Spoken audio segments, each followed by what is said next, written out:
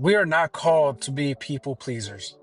When we look at Saul and the way he was anointed by God to be the king of Israel, the first king of Israel, because the people chose that they wanted a man to be a king.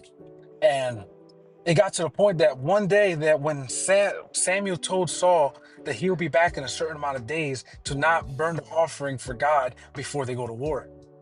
And what happened was the fact that after these days went by, the people, the kingdom, the armies started getting impatient. They started getting scared. They started having these emotions, and they kept going to Saul and complaining and complaining. Like, Saul, they're gonna close in on us, and they started having fear. So what did Saul do? He stopped pleasing the Lord, and he chose to please the people. And what happened after that? He was disobedient to God because he chose to burn the offering without Samuel there.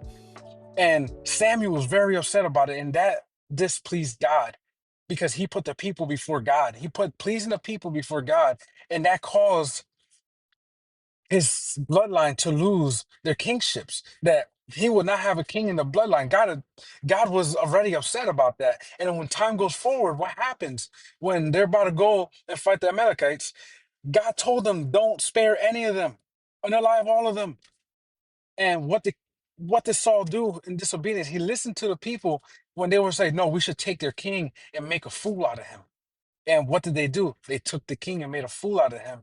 And that disobeyed God. And that, because he wanted to please the people around him, it took the anointing away from him. God said, "No, I'm going to take my anointing because you want to be disobedient."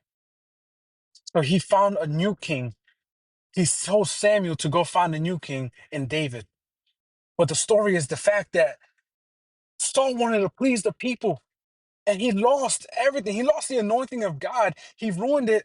And because he wanted to please people, not God, he didn't put God first. He put the people's emotions first. And what a people pleaser is someone who prioritizes the need and desires of others above their own, often the point of neglecting their own well-being and boundaries. He neglected the boundaries. He neglected his own well-being of trying to please God. So he pleased people.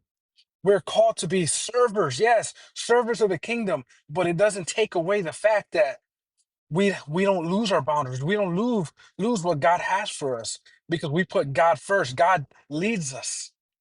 And that's what Saul did. And that's what started his bitterness. That's what started his hatred towards David. He opened that door because he was disobedient to God.